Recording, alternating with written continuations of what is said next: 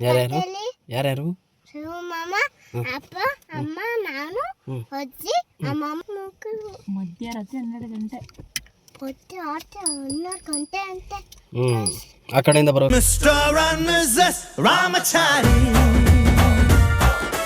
ಬುಕ್ಕಾಗೋ ಗೌರಿ ರಾಮಚಾರಿ.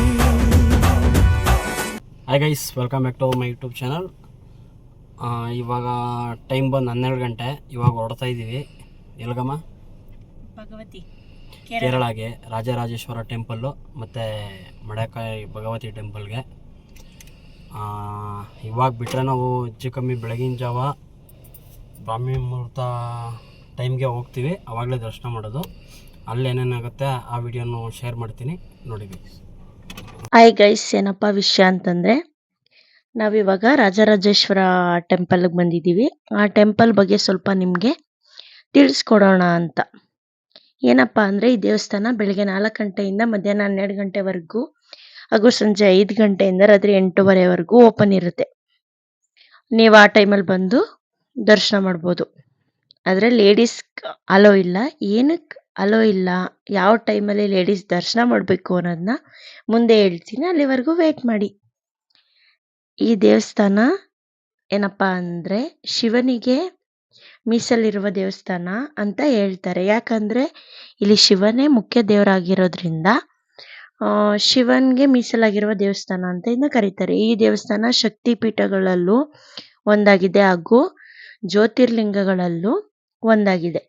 ಇಲ್ಲಿ ಇನ್ನೊಂದೇನಪ್ಪ ನಂಬಿಕೆ ಅಂತಂದರೆ, ಸತಿಯ ತಲೆ ಈ ಜಾಗದಲ್ಲಿ ಬಿದ್ದಿರುವುದು ಅಂತ ಹೇಳ್ತಾರೆ. ಸತಿ ಅಂದರೆ ಗೊತ್ತು ನಿಮಗೆಲ್ಲ, ಪಾರ್ವತಿ ಅಂತ. ಇಲ್ಲಿ ಶಿವನನ್ನ ರಾಜರಾಜೇಶ್ವರ ಅಂತ ಕರೀತಾರೆ. ರಾಜರಾಜೇಶ್ವರ ಅಂತಂದ್ರೆ ಏನಪ್ಪ ಅಂದರೆ ರಾಜರುಗಳ ರಾಜ ಅಂತ ಅರ್ಥ. ಇಲ್ಲಿ ಇನ್ನೊಂದು ವಿಶೇಷತೆ ಏನಂತಂದರೆ, ಶ್ರೀರಾಮ ಲಂಕೆಯಿಂದ ವಾಪಸ್ ಹೋಗ್ಬೇಕಾದ್ರೆ ಇಲ್ಲಿ ನಿಂತು ಶಿವನನ್ನ ಪೂಜಿಸಿದ್ರು, ಅಂದರೆ ಬೇಡ್ಕೊಂಡಿದ್ರು ಅಂತಲೂ ಕೂಡ ಹೇಳಲಾಗುತ್ತೆ. ಹಾಗಾಗಿ ಇಂದಿಗೂ ನಮಸ್ಕಾರ ಮಂಟಪದ ಬಳಿ ಬಂದಂಥ ಭಕ್ತರಿಗೆ ಹೋಗಲು ಅವಕಾಶನೇ ಇಲ್ಲ. ಈ ದೇವಸ್ಥಾನ ಹೆಚ್ಚಿನ ಸಂಪ್ರದಾಯದಿಂದ ಕೂಡಿದೆ. ಯಾಕಂದರೆ ಇಲ್ಲಿ ಹಗಲಿನಲ್ಲಿ ಮಹಿಳೆಯರಿಗೆ ದೇವಸ್ಥಾನದ ಒಳಗೆ ಎಂಟ್ರಿ ಇಲ್ಲ. ಸಾಯಂಕಾಲ 7:15ಗೆ ಪೂಜೆ ನಡೆಯುತ್ತೆ. ಆ ಪೂಜೆ ನಂತರ ಲೇಡೀಸ್ಗಳು ಒಳಗೆ ಪ್ರವೇಶಿಸಬಹುದು. ಏನಕ್ಕೆ ಅಂತಂದರೆ, ಸಂಜೆ ಪೂಜೆ ನಂತರ ಶಿವನು ಪಾರ್ವತಿ ಜೊತೆಗಿರುತ್ತಾನೆ ಅಂತ ಅಲ್ಲಿನ ನಂಬಿಕೆ. ಆ ಟೈಮಲ್ಲಿ ಮಹಿಳೆಯರು ದೇವಸ್ಥಾನದೊಳಗೆ ಪ್ರವೇಶ ಮಾಡಿದ್ರೆ ಆವಾಗ ಶಿವನ ಜೊತೆಗೆ ಪಾರ್ವತಿಯನ್ನು ಪೂಜಿಸಬಹುದು ಅಂತ.